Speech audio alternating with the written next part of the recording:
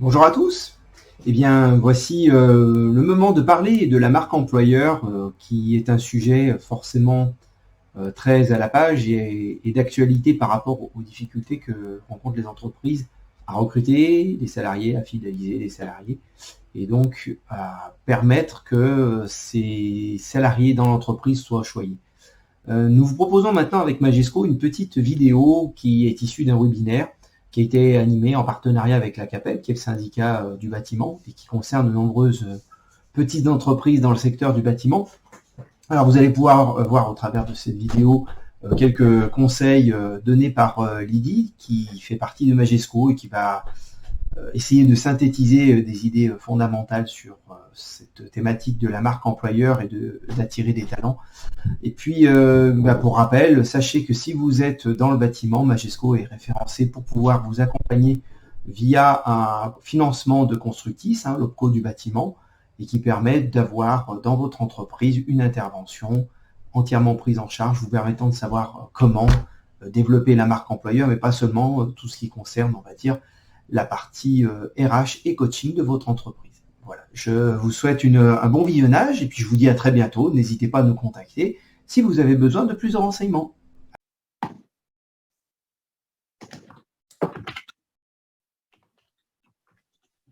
Bon, on va peut-être commencer. Oui, ça vous va? Bien. Alors, je vais vous expliquer le déroulement. Au début, je vais afficher une petite définition de la marque employeur qui me plaît bien. Puis, je raconterai d'où vient l'idée de ce travail autour de la marque employeur. Et puis, Lydie Pinardi, que vous voyez à l'écran, avec son pull marin, fera une intervention longue sur la marque employeur. Qu'est-ce que c'est, comment ça marche? Je reprendrai la main ensuite pour faire une petite démonstration d'une application qui nous permet d'essayer d'évaluer l'attractivité des entreprises. Et puis Constructis, notre correspondant Constructis, devrait venir nous expliquer comment on peut financer des interventions de consultants dans les entreprises pour améliorer l'attractivité, leur attractivité. Donc, je vais vous partager une petite définition. Sur enregistrement. Ah oui, bonne idée. J'enregistrerai juste après. Alors, voilà, les définitions que j'aime bien. La marque employeur. Aujourd'hui, recruter, ce n'est plus d'écrire les avantages d'un poste, mais plutôt de faire adhérer le candidat au projet de l'entreprise. Donner du sens à son travail tout en lui permettant de concilier ses vies professionnelles et personnelles. La génération Z ne voit pas le travail comme un but en soi, mais comme un moyen parmi d'autres de s'accomplir. La marque employeur inclut la stratégie et les actions effectuées pour rendre une entreprise attractive pour ses collaborateurs et des candidats potentiels. Contrairement à la marque entreprise, qui vise à séduire et fidéliser des clients, l'objectif de la marque employeur est donc d'attirer et de retenir les employés. Voilà ce que je peux dire sur la marque employeur.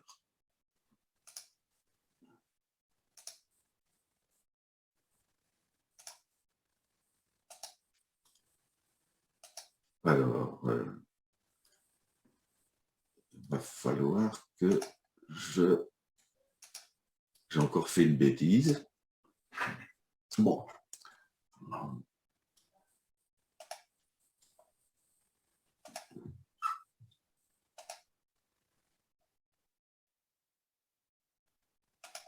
Et voilà. Recording in progress. Voilà. Donc, d'où vient l'idée de ce travail? En 2019, on a été sollicité par l'IUT de Grenoble pour accompagner des étudiants dans ce qu'on appelle des projets tutorés. Un autre nom aussi, c'est hackathon. Parce qu'on fait régulièrement des accompagnements d'étudiants à Grenoble. On s'est réunis pour réfléchir sur quel thème on pouvait faire travailler ces étudiants. Et tranquillement très rapidement est venu le thème de la difficulté des entreprises à recruter et à fidéliser. La plupart des entreprises nous disent le recrutement, c'est une galère très, très, très grande. C'est notre plus grosse difficulté, c'est le recrutement et de fidéliser les salariés.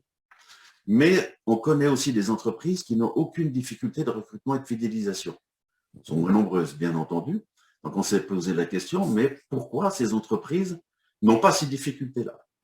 Donc, est venu naturellement le travail sur l'attractivité des entreprises. Donc, les groupes d'étudiants ont créé des questionnaires et une application qui permet d'évaluer l'attractivité des entreprises dans les entreprises. C'est une petite application toute simple. On a travaillé donc depuis 2019 jusqu'à maintenant sur cette application avec 2 questionnaires, un sur l'attractivité et un sur la fidélisation au travers de la sécurité.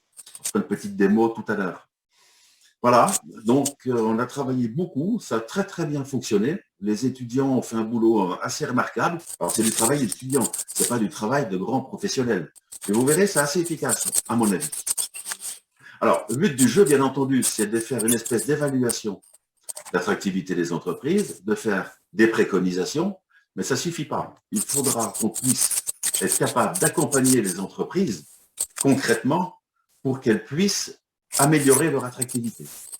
D'où l'idée de déclencher des interventions de consultants, comme Lydie Pinardi qu'on a avec nous, qui pourraient aller dans les entreprises pour mettre en place des outils concrets d'amélioration de l'attractivité. Et Constructis nous a affirmé que c'était finançable dans le cadre de leur dispositif que vous connaissez comme le diagnostic GPEC ou DiagRH, comme on dit. Pour les questions, vous pouvez les poser par écrit. C'est ma collègue Caroline Bosson qui fera le relais pour les questions que vous posez. Hein, parce qu'on risque d'être nombreux. Si on interrompt très régulièrement, ça va être difficile. Voilà l'origine de l'affaire. Maintenant, Lydie va nous expliquer, nous raconter ce qu'elle entend par marque employeur. À toi, Lydie. Eh bien, allez, je vais commencer par partager mon écran. Je vous ai préparé un petit diaporama. Donc, dites-moi dès que vous avez tous les éléments. Oui. C'est tout bon? Oui. Par contre, excusez-moi, si tout le monde peut couper son micro, s'il vous plaît. Oui, ça fait des retours. Hein. Alors, oui, comme Frédéric, tu l'as dit, quand vous m'avez démarché pour la question d'expliquer un petit peu la marque employeur, j'ai trouvé l'idée super. D'autant que je pense que la question « Et si tous les bons candidats se bousculaient à votre porte ?» que vous avez trouvé, que la CAPEL va trouver pour ce webinaire, je la trouve particulièrement bien parce qu'elle traduit une problématique qu'on a aujourd'hui, c'est la difficulté à recruter bien et à garder ses salariés. Alors, je tiens à préciser quand même que pour les entreprises qui sont là et qui écoutent, c'est pas propre à leur entreprise, c'est pas propre même à une région, c'est pas propre à un métier, parce que des fois, c'est aussi certaines appréhensions qu'on entend. Par contre, toutes ces petites choses-là peuvent être des facteurs aggravants dans la difficulté à recruter et garder ses salariés. Alors, avant de proposer peut-être des idées pour améliorer la situation ou garder ses candidats, je vais peut-être me présenter un petit peu.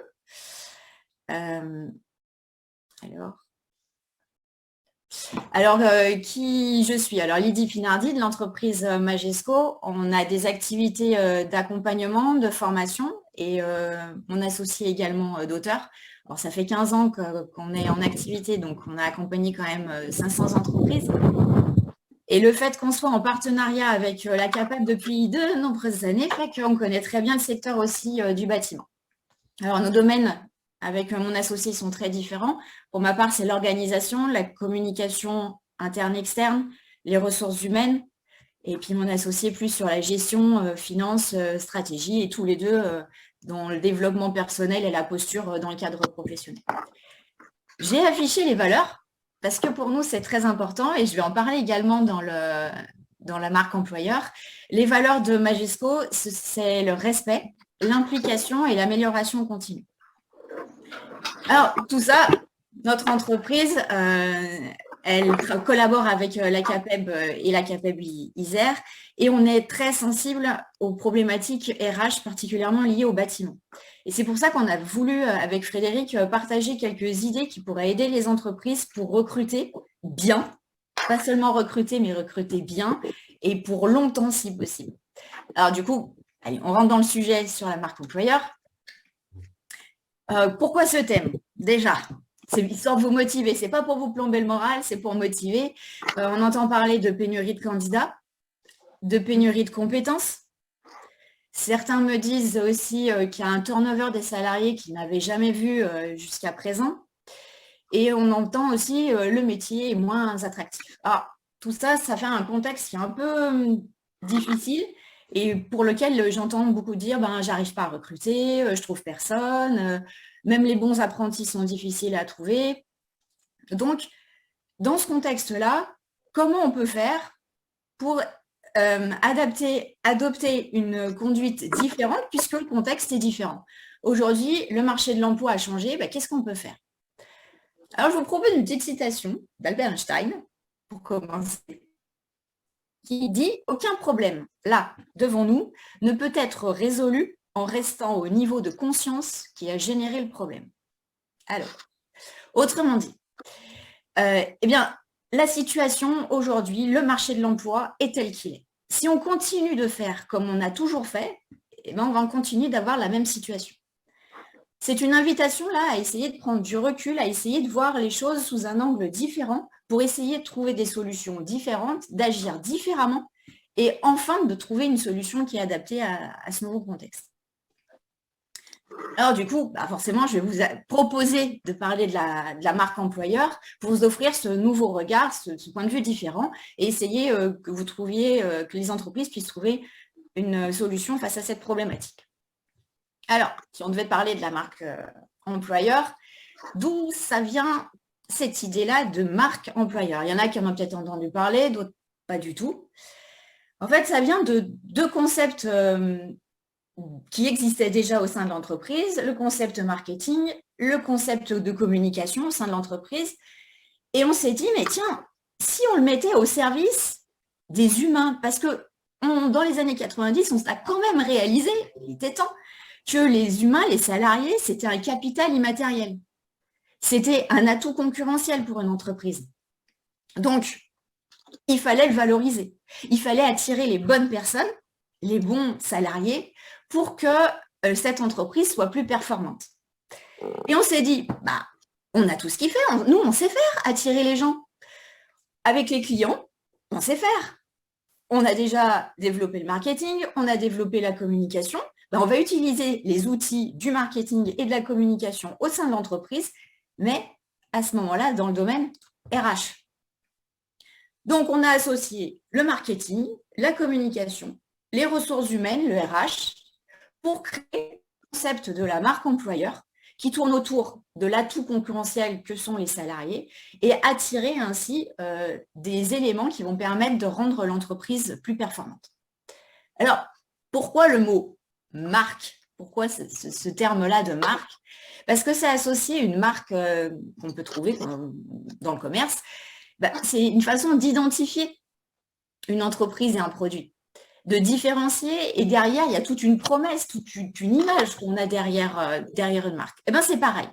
La marque de l'employeur, c'est cette identité, cette différenciation qu'il va y avoir de l'entreprise en tant qu'employeur. Comment je suis différente, comment je me positionne. Alors, comment c'est né tout ça?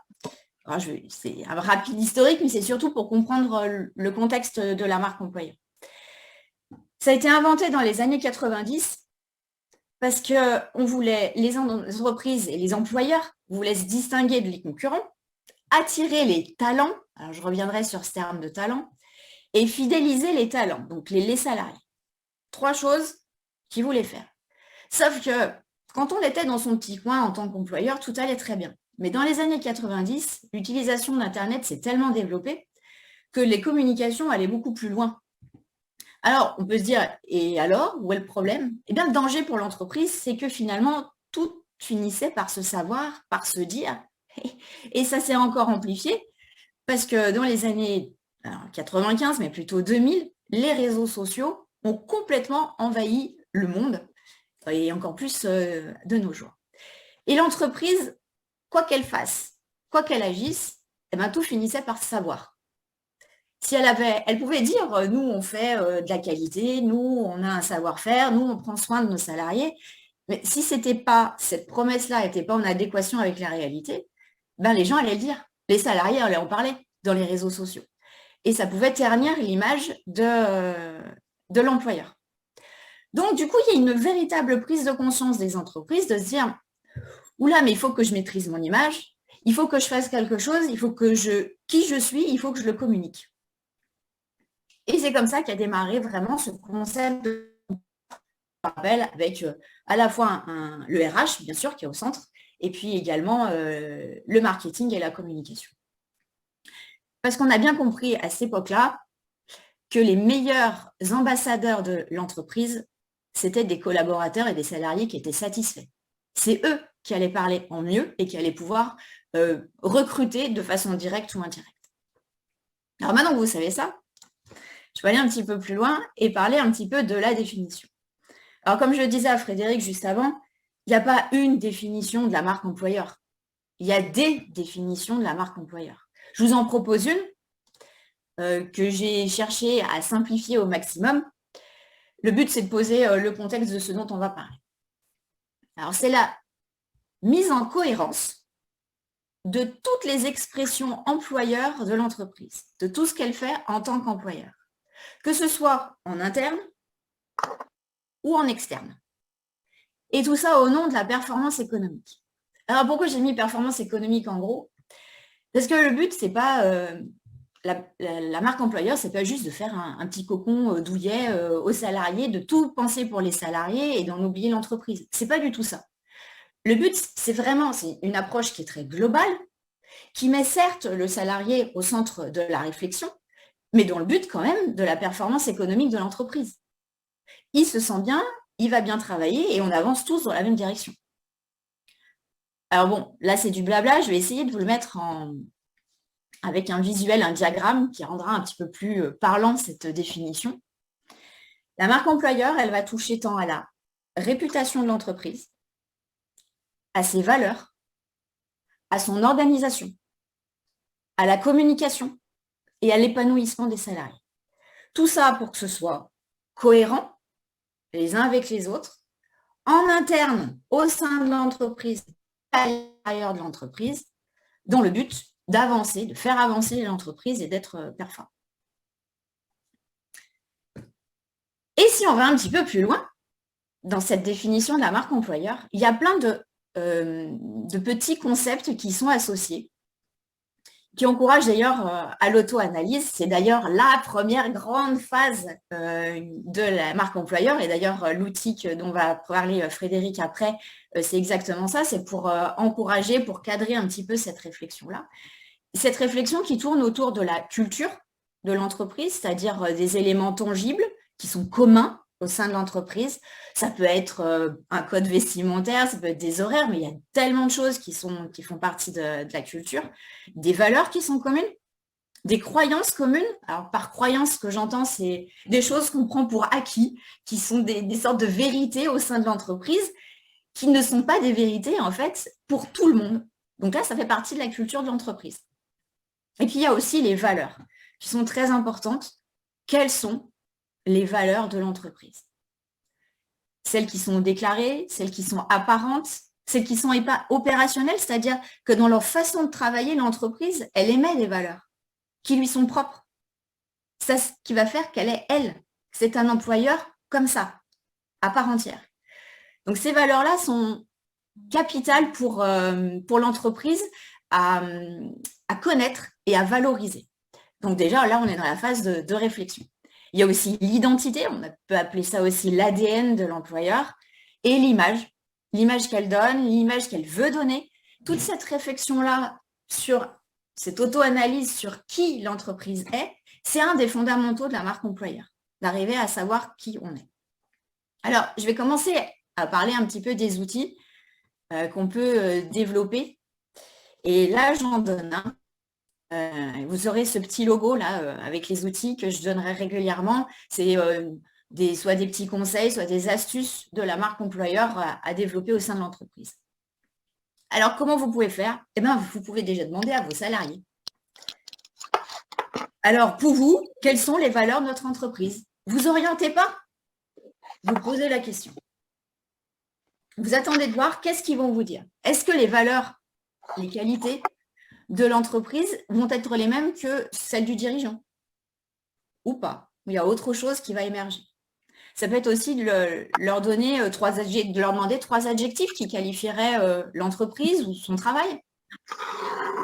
Quels sont les 3 points forts de l'entreprise et les 3 points à améliorer?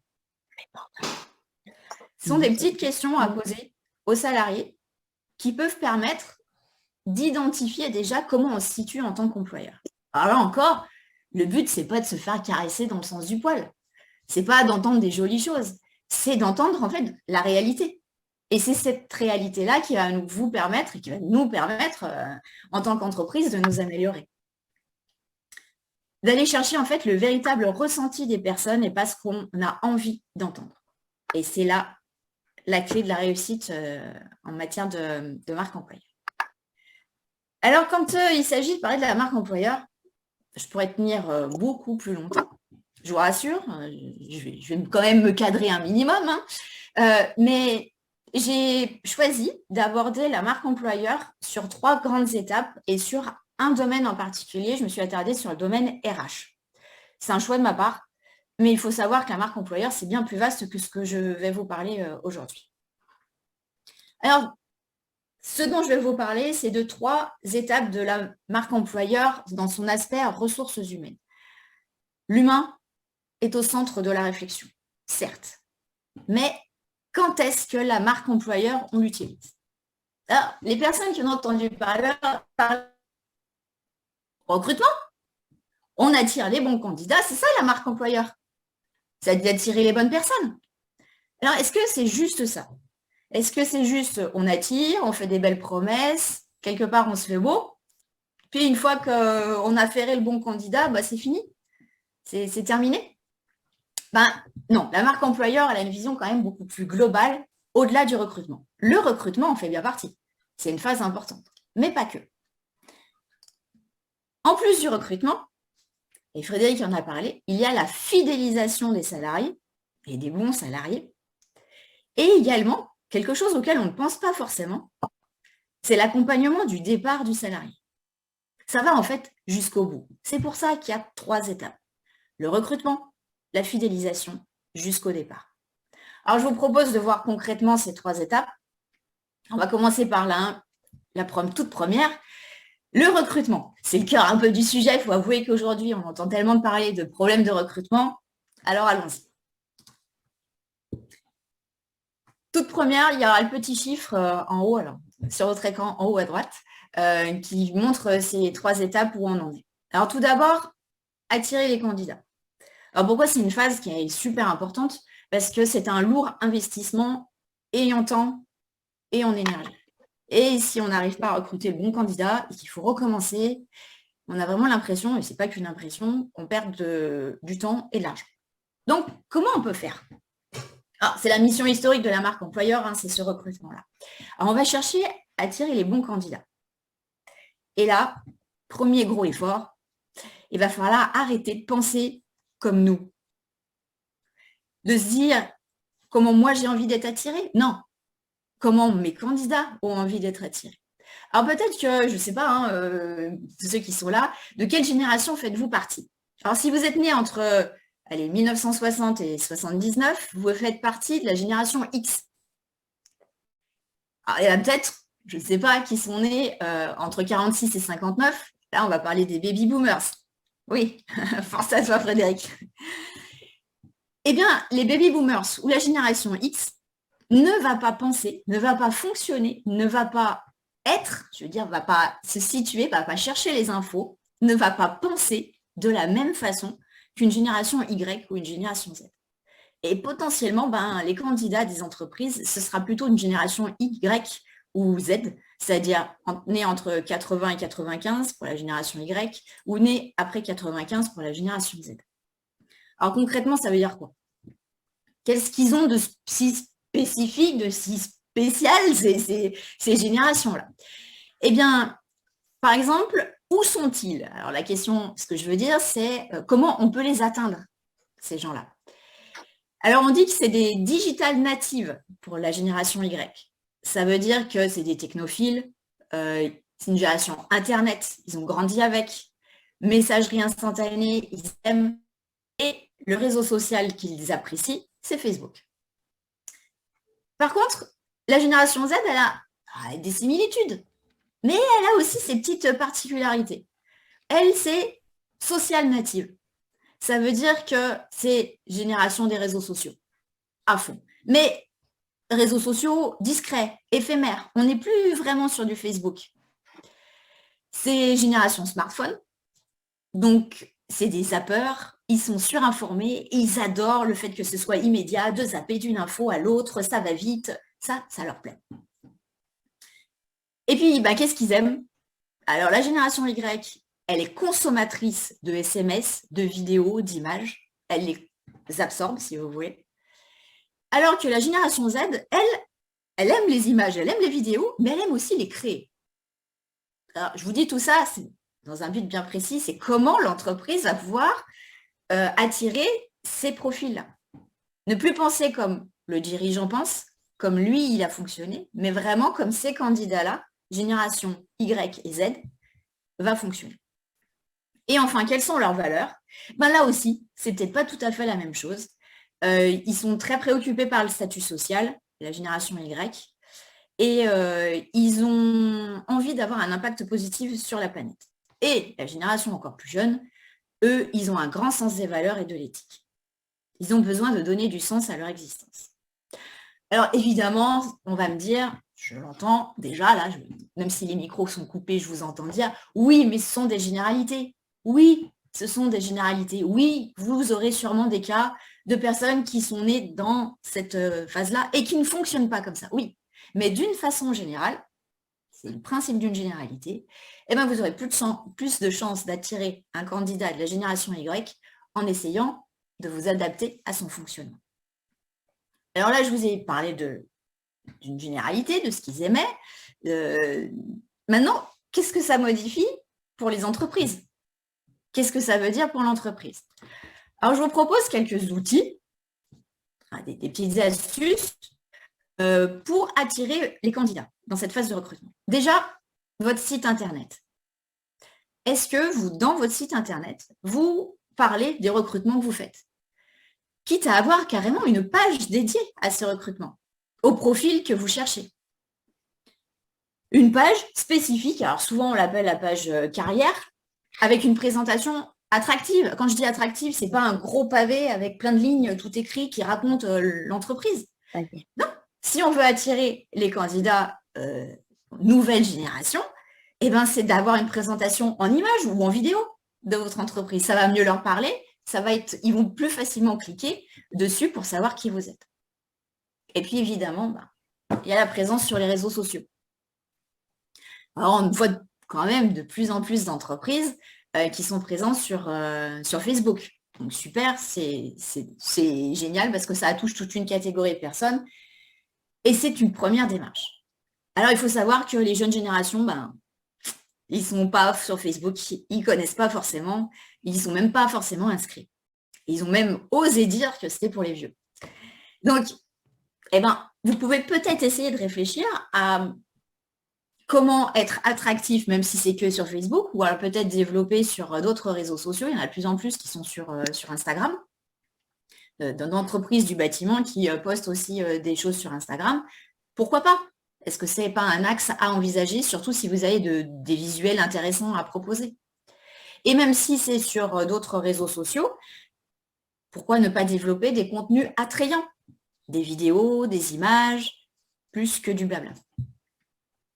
Et puis, un autre petit outil à développer, c'est d'adapter votre recrutement. D'essayer d'être différente dans votre façon de recruter. Alors, il y aura toujours des attentes claires, ça fait longtemps qu'on insiste là-dessus, sur les compétences. Mais également, alors j'ai mis le mot soft skills. J'en reparlerai, mais ces soft skills, c'est ces compétences douces en français. Ça veut dire pas forcément les compétences techniques, mais un petit peu le savoir-être. Qu'est-ce que vous attendez? Est-ce que vous allez observer ça chez votre candidat pour qu'il puisse vraiment être la bonne personne dans votre entreprise adaptée à vous? C'est aussi des candidats qui aiment les réponses rapides. Je vous rappelle, ils aiment que ça aille vite.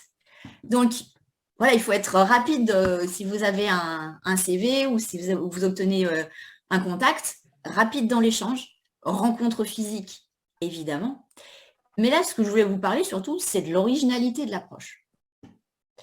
Qu'est-ce que l'entreprise peut mettre en place pour avoir une approche de recrutement différente et adaptée? Alors, pourquoi pas proposer plutôt qu'un CV et une lettre de motivation traditionnelle à envoyer à l'entreprise, pourquoi ne pas leur demander une vidéo de moins d'1 minute pour se présenter? Déjà, vous éviterez le CV, la lettre de motivation rédigée par les parents ou le prof. Là, ça sera vraiment la personne qui va parler et vous aurez des petites indications supplémentaires sur sa façon de se comporter, sa façon de se présenter. Vous aurez une approche différente de la personne et en plus, l'avantage, c'est que ça lui parlera peut-être mieux de faire une vidéo plutôt que d'écrire du texte.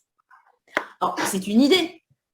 Soyez créatifs dans votre façon d'aborder le recrutement. Génération X, tu vois, c'est même pas dans le tableau. Donc, n'hésitez pas à chercher autour de vous des idées pour recruter différemment. Caroline, est-ce qu'il y a des questions? Parce que sinon, je ne vais pas parler, moi. Christelle, Il n'y en a pas. couper le micro. Il n'y a pas de questions pour l'instant. Impeccable. Et bien, je continue. Toujours dans l'approche du recrutement, il y a le fait des talents. Alors, j'ai précisé pour l'entreprise. Parce que dans le talent, il ne faut pas se dire non, mais moi, je ne cherche pas un génie. Non, le mot talent, il n'est pas du tout question de quelqu'un d'exceptionnel. Un talent, c'est juste quelqu'un qui a une compétence qui est bonne pour l'entreprise. Une compétence qui est adaptée aux besoins de l'entreprise. Si c'est adapté, c'est un talent pour votre entreprise. J'aime bien cette phrase qui dit que si on juge un poisson à sa capacité à monter un arbre, ben, on a tout faux. C'est attribué à Albert Einstein aussi. Eh bien, c'est un peu pareil. Le but, c'est d'attirer la bonne personne, mais pour l'entreprise. Peut-être qu'une personne, elle n'est pas adaptée à votre entreprise, mais qu'elle sera très bien dans une autre entreprise. Et le but, c'est d'attirer ce candidat qui sera bien chez vous. Eh bien, qu'est-ce qu'il faut chercher à ce moment-là, quand on est en train de recruter ce talent-là, celui que vous cherchez pour votre entreprise? Eh bien, allez voir la compatibilité des valeurs. Alors, qu'est-ce que ça veut dire, la compatibilité des valeurs? Que le candidat en face, il y ait des valeurs communes à l'entreprise. Je prends un exemple basique, c'est un exemple parmi tant d'autres.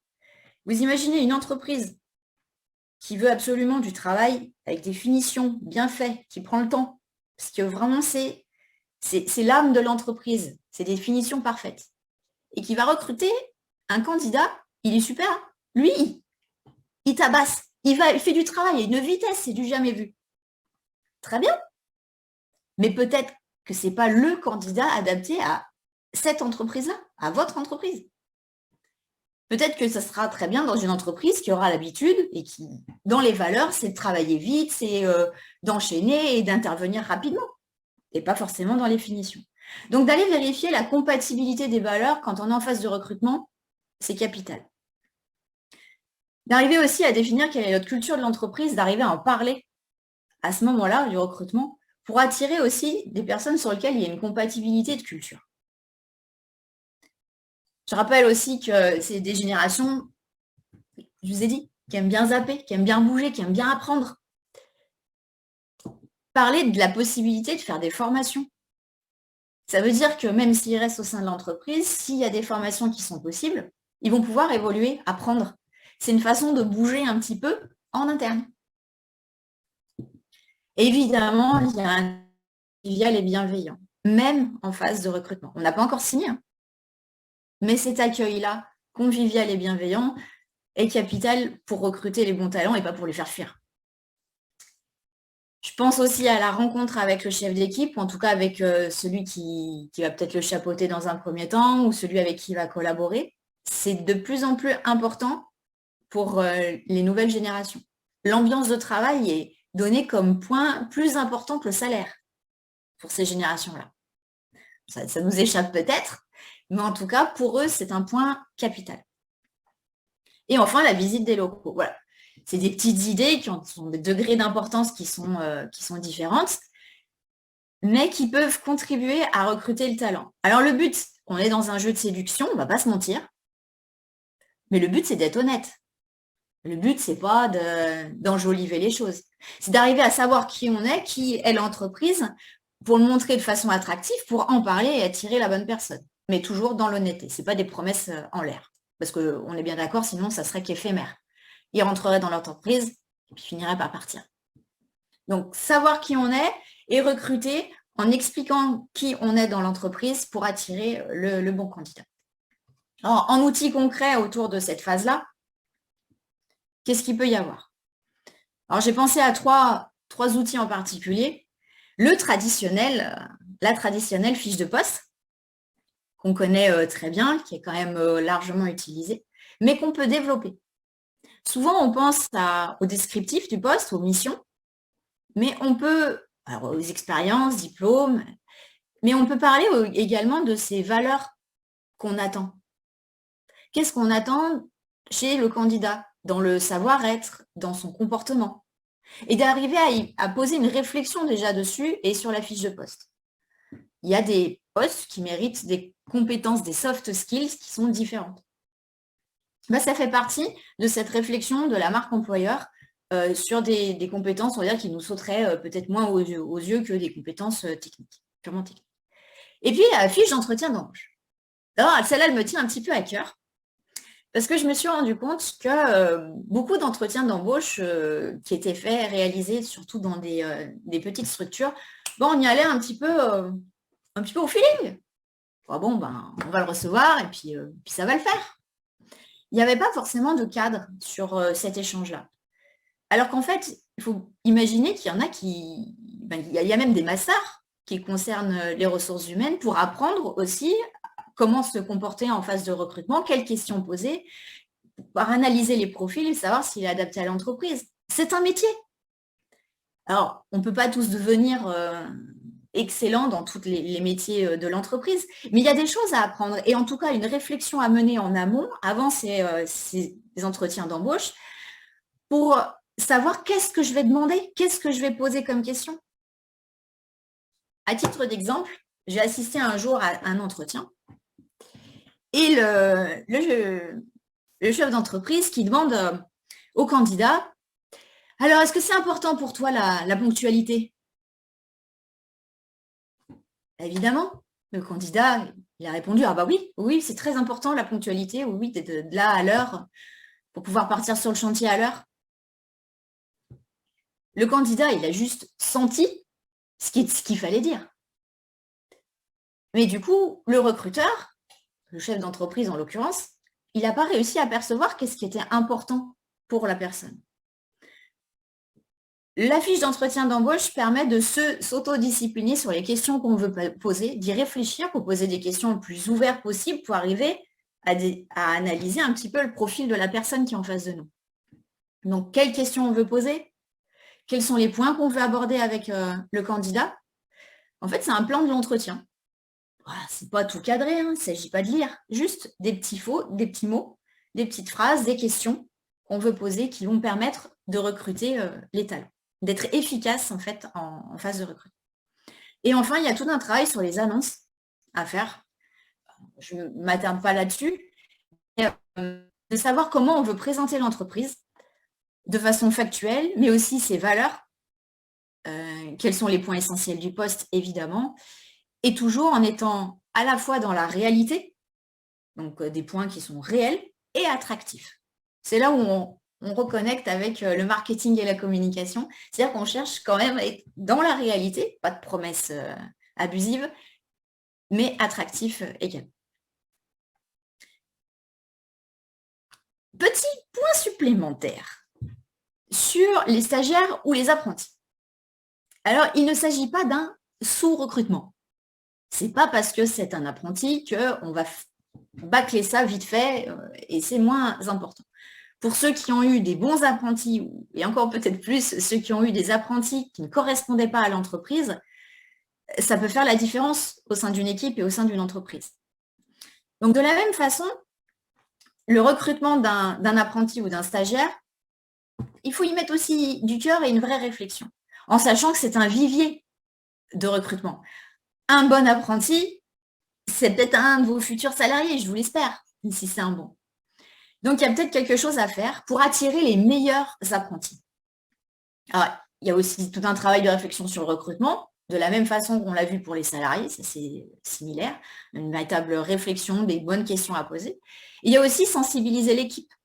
Peut-être qu'il y a la mode un petit peu, je dirais, ancienne, qui avait l'habitude de bousculer un petit peu les jeunes. Est-ce que les nouvelles générations fonctionnent de la même façon? Peut-être sensibiliser le maître de stage ou le tuteur pour qu'il soit lui-même formé. Il existe des formations de tutorat. Et sensibiliser aussi aux conséquences du management. Il y a tout un accompagnement qui peut être proposé aux apprentis pour s'intéresser à leur mission, pour leur faire des entretiens réguliers afin qu'ils aient aussi ce retour, ce fameux feedback sur leur propre travail. Et quand je parle d'entretien, c'est pas juste en mangeant un casse-croûte, mais c'est vraiment un échange posé, réfléchi, cadré sur qu'est-ce qui a été, qu'est-ce qui a moins été et qu'est-ce qu'on peut mettre en place pour améliorer. Qu'est-ce qu'on peut faire? On peut même mettre en place des questionnaires de satisfaction pour aller vérifier quel type d'entreprise on est vis-à-vis d'un apprenti. Alors voilà, c'est bon, ça y est, la phase du recrutement est faite. Maintenant, on va passer on en a réussi à trouver le bon candidat, on passe en phase d'intégration des nouveaux. Alors pour certains, l'intégration du nouveau, c'est la phase 1. Mais non, là on est bien en phase 2, on est déjà à commencer à fidéliser. Parce qu'en effet, là on est dans une étape clé pour le salarié. Comment on va l'intégrer?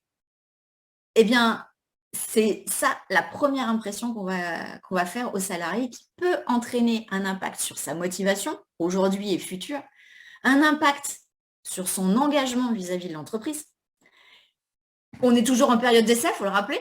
Donc, de plus en plus, j'entends des entreprises me dire que le salarié, il n'est pas resté. Période d'essai, c'est lui qui est parti et qui a choisi d'aller ailleurs. Et on peut aussi créer un véritable sentiment d'appartenance dès le début. Mon père avait l'habitude de me dire à chaque rentrée scolaire, et quand je dis chaque rentrée scolaire, c'était vraiment chaque rentrée scolaire, tu n'as pas une deuxième occasion de faire une première impression. Eh bien, en fait, c'était valable. C'est valable, c'est peut-être ce qu'on dirait à quelqu'un qui va se présenter dans une entreprise, mais aujourd'hui, la tendance s'est inversée. C'est aussi aux entreprises de faire une impression auprès du candidat, d'arriver à montrer qui elle est pour pouvoir garder, je rappelle, pour pouvoir garder les talents. Donc, quand on l'intègre, si on veut garder un salarié motivé dans le temps, eh ben, cette phase d'intégration, elle est capitale. Alors, toujours pareil, on a parlé très général, quels sont les outils qu'on peut mettre en place pour intégrer les nouveaux? Qu'est-ce qu'on peut faire concrètement? Alors déjà, avant l'arrivée, avant qu'il arrive, c'est de lui expliquer à l'oral et pourquoi pas par écrit avec un petit mail les démarches administratives, ce qu'on va attendre de lui, comment ça va se passer, dans quel ordre. Voilà, permet de montrer un peu le professionnalisme et le fait de ce salarié. Ensuite, il y a le premier jour, l'accueil. Mais il est capital ce jour-là. C'est pas juste, tu montes avec un tel dans la camionnette et puis vous partez. Une véritable intégration d'un nouveau salarié, ça va au-delà. Et en outil, il peut y avoir le fameux livret d'accueil. Alors, certaines entreprises, et de plus en plus le font, le créent. C'est un petit livret, pour ceux qui ne connaissent pas, c'est un petit livret, c'est pas un roman de 100 pages, c'est un petit livret qui va expliquer les fondamentaux de l'entreprise. Il peut y avoir dedans un petit historique, différents schémas, il faut que ça soit quand même très attractif, mais aussi toujours les valeurs de l'entreprise, la sécurité, ce que vous attendez du salarié en termes de sécurité, rappelez le port des EPI, etc. Tout dans ce petit livret d'accueil là qui peut être réuni et qui permettent de lui dire, ben voilà, tu intègres notre entreprise, voilà comment on fonctionne. C'est aussi l'occasion de lui remettre les EPI, de faire le tour des locaux si ça n'a pas déjà été fait, et de présenter à l'équipe. Et là-dessus, j'avoue que je vois de très belles initiatives autour de moi, des entreprises qui, le premier jour, font un petit déjeuner particulier pour accueillir le nouveau. Des fois, c'est un déjeuner. Des fois, c'est en fin de semaine, c'est le vendredi, un petit repas ensemble. Peu importe, je vois de belles initiatives, en tout cas, pour accueillir ce nouveau salarié. Et il y a encore d'autres choses.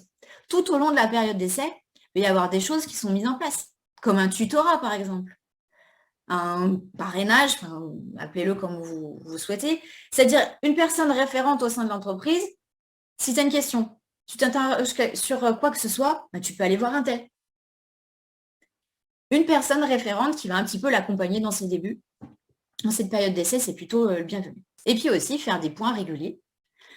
Elle vient d'intégrer l'entreprise. Alors, peut-être que tout n'est pas au point. On peut grogner dans son coin. Et puis, on peut aussi faire des points réguliers avec ce nouveau salarié pour savoir, par rapport à ses missions, comment lui se sent, mais également comment nous, on l'a senti et quels sont les points d'amélioration. Un petit retour sur son travail. Et dernière étape de cette intégration, la fin de la période d'essai. Alors, on peut la passer sous silence. C'est des fois ce qui arrive. Voilà, c'est fini. Il n'a rien dit. C'est qu'il reste. Nous, on n'a rien dit. C'est qu'il reste aussi. Ou alors, on peut marquer le coup. Parce que là, on entame une vraie période de collaboration. Alors, je ne parle pas de faire péter le champagne. Je n'ai pas forcément ça en tête. Mais voilà, un petit entretien officiel dit, on est en fin de période d'essai. Bienvenue dans l'entreprise. De marquer de façon symbolique le fait qu'il rentre dans l'entreprise. Et voilà, de créer une cohésion. On est une équipe ensemble, on va fonctionner ensemble. Ça, c'est pour l'intégration des nouveaux. Et puis, on est en phase 2, c'est notre salarié. Qu'est-ce qu'on va faire? On s'arrête là encore? C'est terminé? On l'a intégré, c'est parti des murs maintenant. Qu'est-ce qu'on peut faire? On peut continuer à fidéliser, c'est-à-dire cultiver un petit peu son engagement et sa motivation. Et là, c'est pas facile, parce que ça demande à prendre du recul sur les motivations de nos collaborateurs ou salariés. Quelles sont ces motivations? On a tendance, c'est humain, à transposer sur l'autre notre façon de fonctionner. Mais en fait, on n'a pas tous les mêmes façons de fonctionner. Et comprendre comment nos collaborateurs ils fonctionnent, quels sont leurs moteurs, c'est la même base de mots, moteur, motivation, ça va nous permettre de créer le bon moteur, de continuer à faire avancer les salariés et de s'adapter. Si on ne connaît pas leur motivation, difficile de leur proposer des choses qui sont adaptées à ce qui les fait bouger, à ce qui les fait avancer. Et je vous ai mis un petit livre là en parallèle qui propose un outil, une espèce de petits diagnostics pour arriver à comprendre quelles sont nos motivations et quelles sont les motivations des salariés. C'est Michael Aguilar qui l'a écrit, ça s'appelle L'art de motiver. Voilà, c'est une façon de prendre du recul sur les motivations des autres. Il n'y a pas que l'argent. Et quand on dit qu'il n'y a que le salaire pour nos collaborateurs ou nos salariés, c'est que souvent, on n'a pas grand-chose d'autre à proposer ou alors qu'on n'a pas mené une vraie réflexion là-dessus.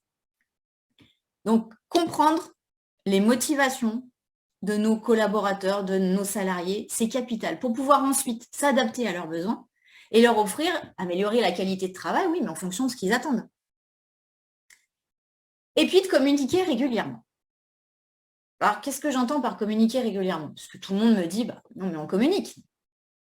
Mais en fait, on leur dit qu'on fait partie d'une entreprise, d'un groupe. Qu'est-ce qu'ils savent de ce qui s'est passé? Comment ça s'est passé? Et quels sont les objectifs et l'avenir qu'on envisage pour l'entreprise? Si on veut qu'ils soient motivés, qu'ils soient investis et engagés, il faut donner du sens à ce qu'ils font. Et les jeunes générations ont vraiment besoin de sens dans leur vie, même dans leur vie professionnelle. Donc, expliquez comment l'année s'est passée, expliquez les choses, racontez la vie de l'entreprise. Et puis aussi les informer de là où on a envie d'aller, là où on a envie de mener l'entreprise, pour qu'ils puissent faire partie du bateau et de l'ensemble. Je trouvais moi, j'ai été un petit peu perturbée par ce sondage Gallup qui a été fait en Europe, et en France en particulier, et où les résultats, c'est que seuls 6% des salariés affirment se sentir engagés au travail, c'est-à-dire impliqués, enthousiastes dans ce qu'ils font. 6% en France. Pour se situer, c'est 33% aux États-Unis. On n'est pas les derniers en Europe, on est les avant-derniers. Il y a pire que nous, il y a l'Italie, avec 5%. Toutefois, ça nous amène à nous interroger. Qu'est-ce qu'on peut faire, nous? Parce qu'il y a quand même des employés qui sont motivés dans leur entreprise et engagés. Comment on peut faire pour qu'il y en ait le maximum dans notre entreprise? Donc, c'est de s'adapter encore à eux. Encore faut-il les connaître et les comprendre. Et parmi les besoins des jeunes générations, il y a ce besoin d'être formé, de développer des compétences, il y en a qui disent se disperser. Et c'est leur besoin, c'est leur façon de fonctionner. Donc, qu'est-ce qu'on peut faire? Peut-être leur proposer des formations en interne ou en externe pour qu'ils puissent se développer. Et vous aurez l'avantage d'avoir des salariés plus polyvalents aussi au sein de votre entreprise.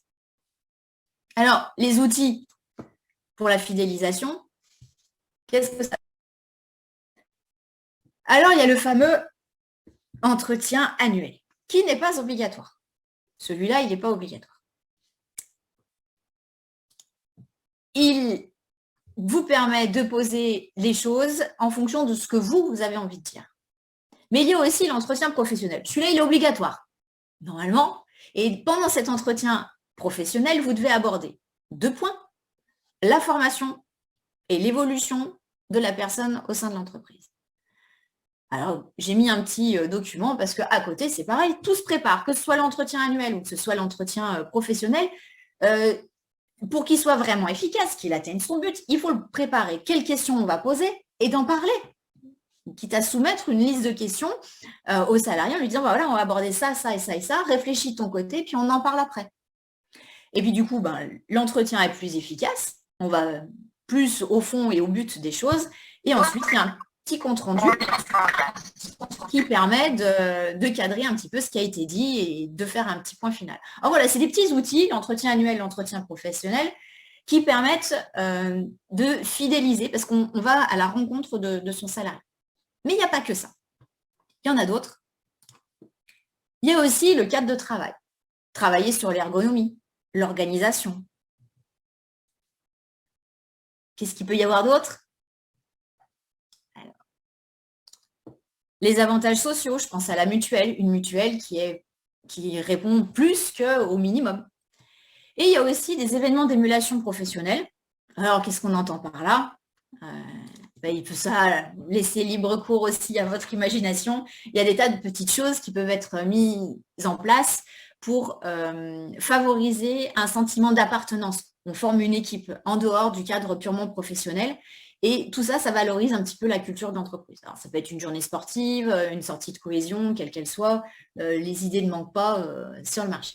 Alors, vous avez peut-être vu, ça vous a peut-être choqué, je ne sais pas, mais j'ai fait l'impasse sur les avantages financiers, les salaires. Alors, ce n'est pas que ça n'en fait pas partie, ça fait partie de levier de fidélisation, bien sûr, mais pas que. Et généralement, tout le monde y pense à ce levier-là. Donc, je me suis dit, ce n'était pas la peine de le mentionner, vous y avez tous déjà pensé, mais il y en avait bien d'autres. Et encore là, je n'aborde pas tous les leviers de fidélisation qui existent. Je donne que quelques 5 petits leviers qui vous permettent de fidéliser vos employés, mais il y en a bien plein d'autres. Et il y a encore plus que le salaire. Et là, on se dit, c'est bon, on a fait le recrutement, on l'a intégré, on l'a fidélisé. Maintenant, on veut qu'il reste, puis c'est tout. Eh bien, dans la marque employeur, on va aller plus loin. Et on va essayer de travailler également sur le départ du salarié. Alors, on ne va pas se leurrer. Aujourd'hui, les personnes qui font carrière dans la même entreprise tout au long de leur vie professionnelle sont extrêmement rares. Et d'autant plus sur les jeunes générations. Alors, on n'a pas encore assez de recul, mais ils ont la bougeotte. Ils aiment changer, ils aiment développer leurs compétences. Je ne sais pas exactement, il faudra attendre encore quelques années pour voir s'ils vont se calmer ou si ça va être dans leur existence de fonctionner comme ça. Peu importe. Pour autant, on peut faire au maximum pour que ce départ se passe bien. Pourquoi? Quel est l'intérêt? Eh bien parce que c'est une opportunité d'amélioration, à bien des égards. Il faut savoir que le turnover, entre parenthèses, en France, il est estimé à 15%. Ça permet aussi aux entreprises de se situer, s'ils ont eu beaucoup de turnover, est-ce qu'ils sont plus ou moins, est-ce qu'ils sont dans la moyenne? Il y a un gros différentiel aussi entre les générations, il faut le savoir. Bon, voilà, ça permet de savoir que le turnover existe. Donc, puisqu'il est là, eh bien, autant en faire une opportunité d'amélioration. Et de se poser la question, quelles sont les raisons de son départ? On peut pleurer, et puis on peut en décider d'en faire un point pour nous. Alors, on va essayer d'aller au-delà du traditionnel j'ai trouvé mieux payé ailleurs. Parce que ça, c'est l'argument qu'on affiche, que tout salarié qui s'en va affiche en général.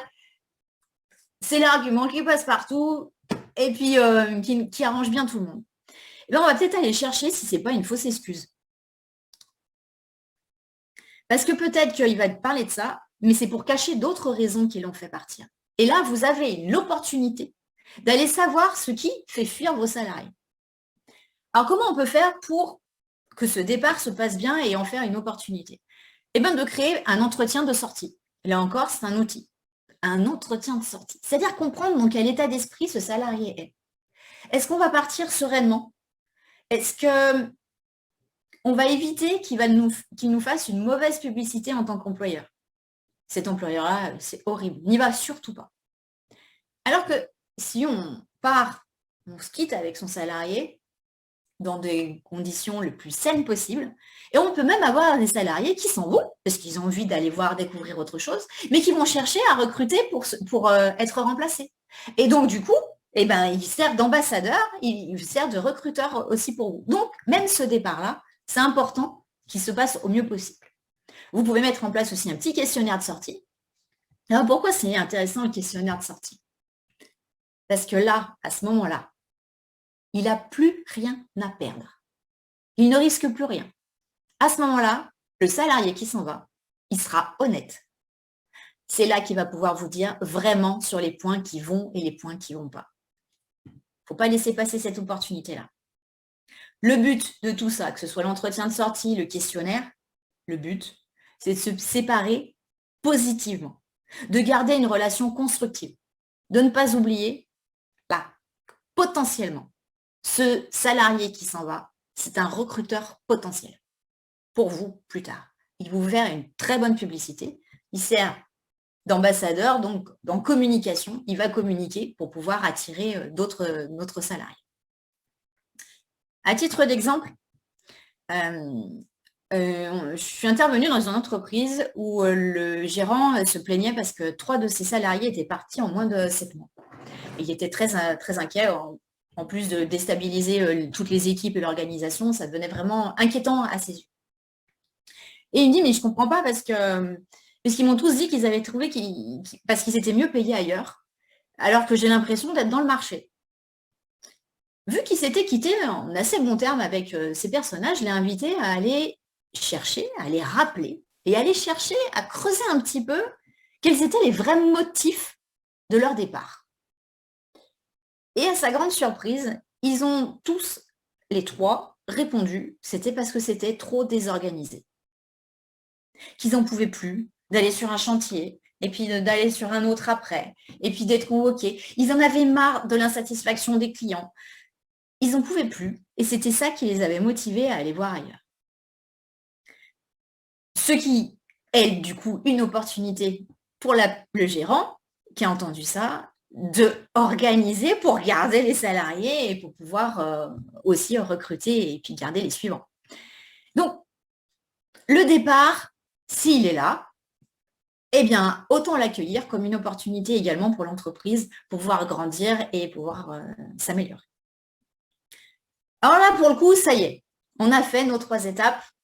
On a parlé du recrutement, on a parlé de la fidélisation et enfin du départ de notre salarié. Alors, si je devais résumer ces 3 petites étapes, je rappelle, hein, c'est l'approche RH de la marque employeur, eh ben, c'est d'être crédible et cohérent à chaque fois qu'on s'adresse au salarié, tout au long de son parcours dans l'entreprise. Crédible, cohérent en recrutement, en intégration, en fidélisation et sur le départ. Alors, je vous l'ai dit en introduction, je le dis aussi en conclusion, la marque employeur, ce n'est pas que ces 3 étapes-là. Ça, c'est la partie peut-être la plus visible de l'iceberg, mais c'est une véritable stratégie, la marque employeur. C'est une réflexion globale dans l'entreprise qui va toucher la stratégie commerciale, parce qu'on va toucher son positionnement, qui va toucher le plan de communication, la façon dont on va parler à tous nos partenaires, avec les écoles, les CFA, les collèges, etc. Il y en a qui créent des partenariats avec les collèges, justement, pour créer des envies de venir travailler dans le métier du bâtiment, par exemple. Évidemment, les ressources humaines, mais aussi le management. Peut-être adapter ou modifier sa façon de manager les équipes pour que ce soit vraiment en adéquation avec les valeurs de l'entreprise. Et aussi, alors on n'y pense pas forcément, mais aussi dans la gestion financière, parce que dans les choix de stratégie qu'on va mener, eh bien, il faut aussi que ça soit en accord avec cette vision globale qu'on a de l'entreprise. Alors, pour résumer, si j'avais une petite phrase, une petite façon de terminer, si vous voulez plus, si les entreprises ne veulent plus perdre de temps avec des candidats qui n'ont pas les mêmes valeurs, si elles veulent attirer le bon candidat qui correspond à l'entreprise, eh bien, c'est important de savoir et d'analyser qui on est pour pouvoir communiquer sur ce qu'on est vraiment afin d'attirer les bons candidats et de les fidéliser parce que eux, ceux qui resteront, qui seront au sein de l'entreprise, ça sera eux qui aimeront ce qu'est l'entreprise et son fonctionnement. Et c'est en ayant cette vision, on va dire, globale, qu'on va pouvoir, que tout le monde va aller dans la quête de performance dans l'entreprise avec les salariés, la tête de l'entreprise, avec cette vision de la marque employeur globale au sein de l'entreprise. Voilà Frédéric, pour ma petite participation sur la marque employeur.